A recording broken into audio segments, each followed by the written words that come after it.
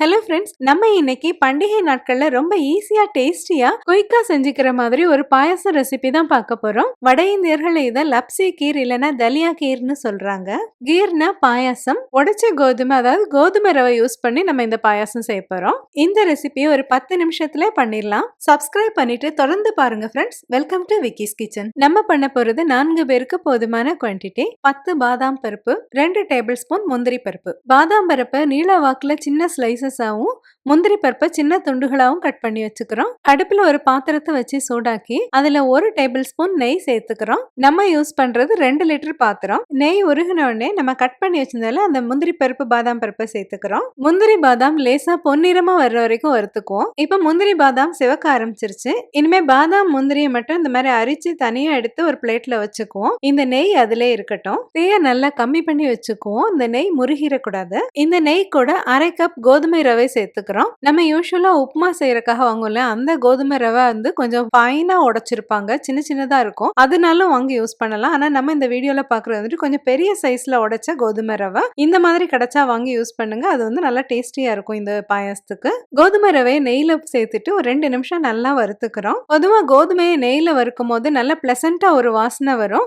அது வரைக்கும் நம்ம வறுத்துக்கணும். ஏன்னா இந்த வாசம் வர்ற வரைக்கும் வறுத்தாதான் இந்த பாயாசம் நல்ல டேஸ்டியா இருக்கும். இப்ப இந்த ரவை நல்லா வறுபட்டுருச்சு. இது கூட 2 கப் தண்ணி சேர்த்துக்கிறோம். இனிமே இதை நல்லா கலந்து விட்டுட்டு ஒரு 5 நிமிஷம் நல்லா வேக வச்சுக்குவோம். இப்ப நம்ம கோதுமை ரவை நல்லா வெந்துருச்சு. இந்த தண்ணி எல்லாம் இது நல்லா குடிச்சிட்டு நல்லா பெருசா வந்திருக்கு பாத்தீங்களா? இந்த அளவு நல்லா சாஃப்டா வேக வச்சுக்கணும். இது கூட வெல்லம் 1/2 கப் சேர்த்துக்கிறோம். செஞ்சு முடிச்ச பிறகு நமக்கு ஸ்வீட்னஸ் இன்னும் கொஞ்சம் தேவை அப்படின்னா இன்னும் கொஞ்சம் நம்ம வெல்லம் சேர்த்துக்கலாம். இதை இப்படி நல்லா மிக்ஸ் பண்ணி விடுவோம். இந்த சூட்ல இந்த வெல்லம் நல்லா கரைஞ்சிடும். நம்ம யூஸ் பண்ற வெல்லத்துல கல் இல்ல, அதனால தான் நம்ம இதை கரைச்சிட்டு சேர்க்கல.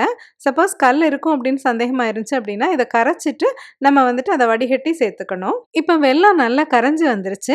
இப்ப தீய கம்மி பண்ணி வச்சுட்டு அது கூட 1 கப் பால் சேர்த்துக்கிறோம். வெல்லம் சேர்த்துட்டு அது கூட பால் சேர்த்து ரொம்ப அதிகமான நேரம் கொதிக்க வச்சோம் அப்படின்னா திரிஞ்சிரும். அதனால இனிமே நம்ம குயிக்கா ஆஃப் பண்ண வேண்டியிருக்கும். இது கூட 1/4 டீஸ்பூன் ஏலக்காய் பொடி சேர்த்துக்கிறோம். இது கூட வறுத்து வச்சிருந்த பாதாம் முந்திரியை சேர்த்துக்கிறோம். எல்லாத்தையும் சேர்த்து நல்லா கலந்து விட்டுட்டு இதை ஒரு கொதி வர்ற வரைக்கும் மட்டும் வச்சுட்டு ஆஃப் பண்ணிடுவோம். இந்த பாயாசம் நம்ம செஞ்சு வச்சதுல இருந்து கொஞ்சம் கொஞ்சமா நல்லா திக்காக ஆரம்பிச்சிரும். அதனால இந்த சமயத்துல நம்ம கூட 1 டம்ளர் தண்ணி சேர்த்துக்கணும், இல்லைன்னா பால் சேர்த்துக்கணும்னாலும் சேர்த்துக்கலாம். இந்த பாயாசம் நம்ம டம்ளர்ல ஊத்தி குடிக்கிற மாதிரி வேணும் அப்படின்னா இது கூட இன்னொரு கப் பால் சேர்த்துக்கலாம். இப்ப பாருங்க, ஒரு 10 நிமிஷம் கழிச்சு இந்த அளவுக்கு பாயாசம் நல்லா திக்கா வந்துருச்சு. பொதுவா நார்த் இந்தியன்ஸ் இந்த பாயாசத்தை இந்த மாதிரி திக்னஸ்ல தான் செய்யறாங்க.